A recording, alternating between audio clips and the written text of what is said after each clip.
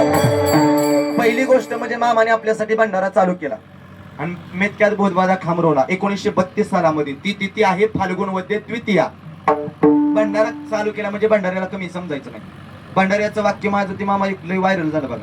सध्याच्या काळात सोशल मीडियाला स्ट्रॉंग आहे बरं का, लय स्ट्रॉंग आहे सोशल मीडिया. कुठलं वाक्य कुठपर्यंत जायला सांगता येत नाही. पाठीमागच्या 2 महिन्यापूर्वी मी महाराष्ट्राच्या बाहेर 3 वेळा जाऊन आलो सुरत परिसरामध्ये. कोण ओळखतं आम्हाला तिकडं?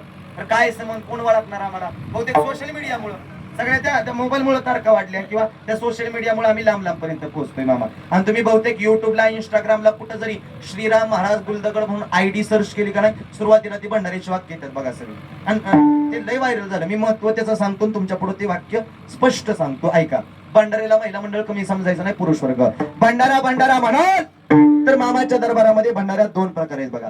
भंडाऱ्याचा पहिला प्रकार आहे कपाळाला लावता येतो भंडारा, आणि भंडाऱ्याचा दुसरा प्रकार इथं आरती झाल्यावर तुम्ही प्रसाद घेणार आहे तो भंडारा. कपाळाच्या भंडाऱ्याचं महत्व आहे का? मामाच्या तुम्ही आला या दरबारात, हा मामाच्या भंडाऱ्याला आलाय, कपाळाला भंडारा न लावता निघून जाऊ नका, ते दुर्भाग्याचं लक्षण आहे. घरी जाताना अरे ज्याच्या कोणाच्या कपाळाला माझ्या बाळूमामाचा भंडारा लागेल ना, त्याची कर्मरेषा बदलण्याची ताकद त्या मामाच्या भंडाऱ्यामध्ये आहे.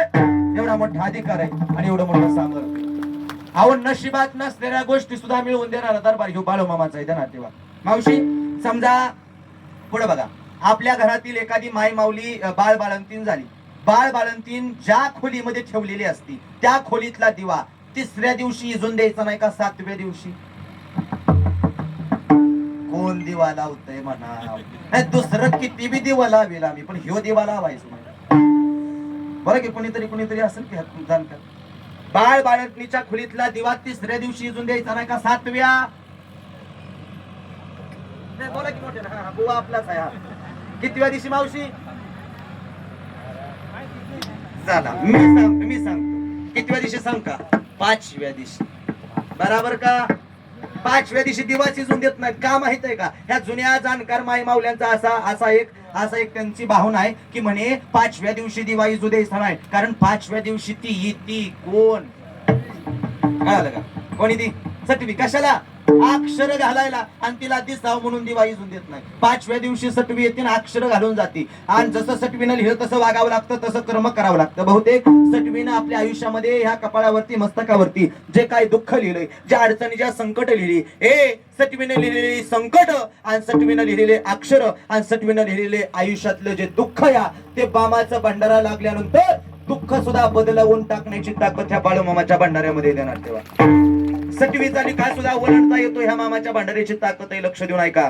पहिला प्रकार आहे कपाळाचा भंडारा आणि दुसरा प्रकार आरतीनंतर महाप्रसाद. त्याचं बी महत्वाचं आहे. जो कोणी ह्या कीर्तनाने आरतीने पवित्र झालेला मामांचा महाप्रसाद सेवन करेल ना, ऐका, जो कोणी बाळूमामाच्या दरबारातला महाप्रसाद सेवन करेल त्याच्या अंगामध्ये कुठली रोगराई असू द्या, कुठली बाधा असू द्या, ती नष्ट करण्याची ताकद मामाच्या प्रसादामध्ये आणि भंडाऱ्यामध्ये आहे. एवढा मोठा अधिकार आहे आणि एवढं मोठं सामर्थ्य. भंडाऱ्याला कमी समजायचं नाही. चिमूटभर भंडाऱ्याची किंमत लाखो रुपये. हे कळण्यासाठी मामाचं भक्त व्हावं लागतं, आणि मामाचं भक्त होण्यासाठी अफाट जन्मीचं पुण्य लागतं. तुमचं आमचं भाग्य म्हणून मामाच्या दारात आलोय.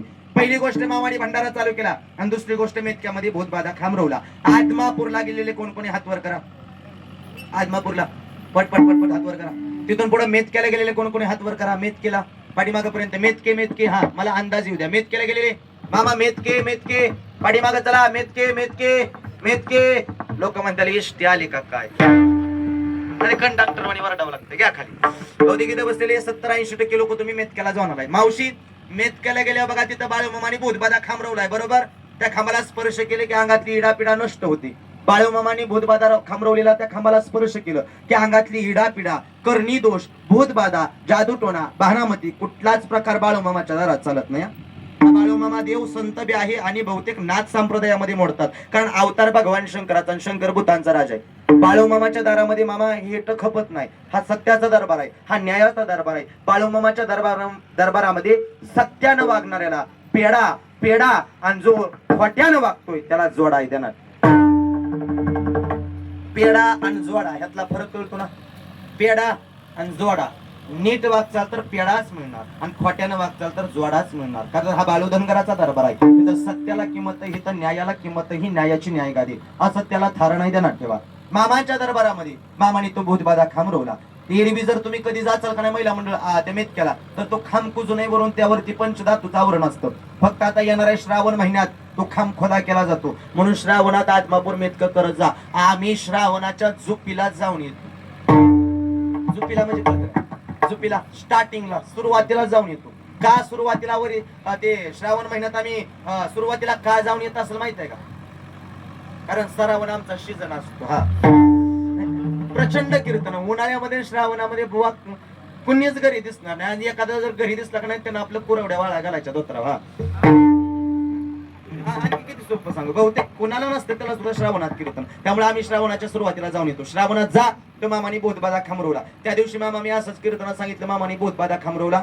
आमच्यातले एक टाळ घेऊन उभा राहिलेला गडी लय हुशार होता.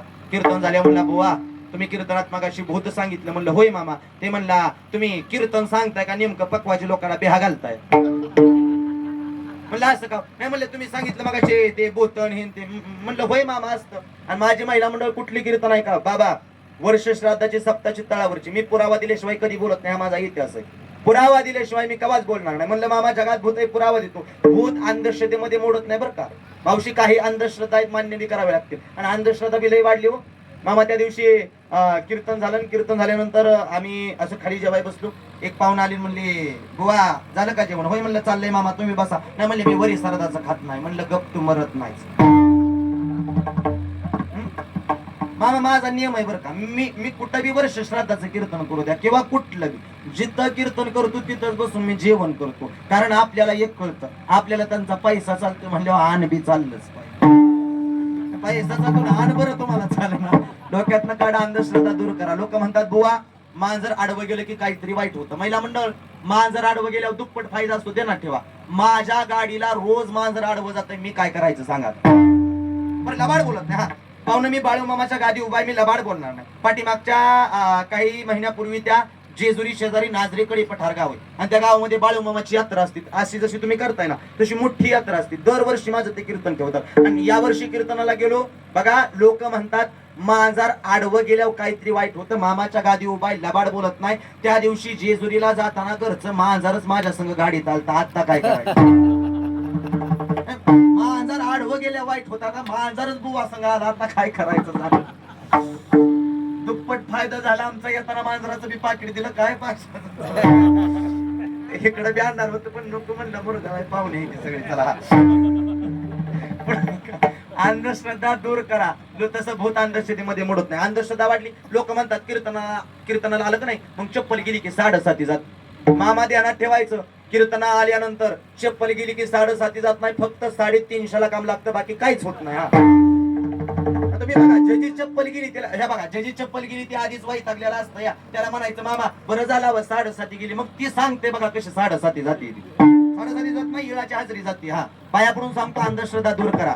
तसं भूत अंधश्रद्धेमध्ये मोडत नाही. आत्ता म्हणचाल तरी जगात भूत आहे. पुरावा देतो. जगात भूत नसतं तर बाळूमामानी भूतबाधा खांबरवला नसता. जगात भूत नसतं पंढरपूरच्या पांडुरंगाला भूत म्हटलं नसतं. जगात भूत नसतं तर बाळूमामानी भूत काढून कमवलेला 120 रुपये आकडा बरोबर सांगितला म्हणून गुरु मुळे महाराजांची प्राप्ती झाली नसती. जगात भूत नसतं, जगात भूत नसतं तर 750 वर्षापूर्वी महावैष्णव ज्ञानोबरायांनी लिहून ठेवलं नसतं. काय?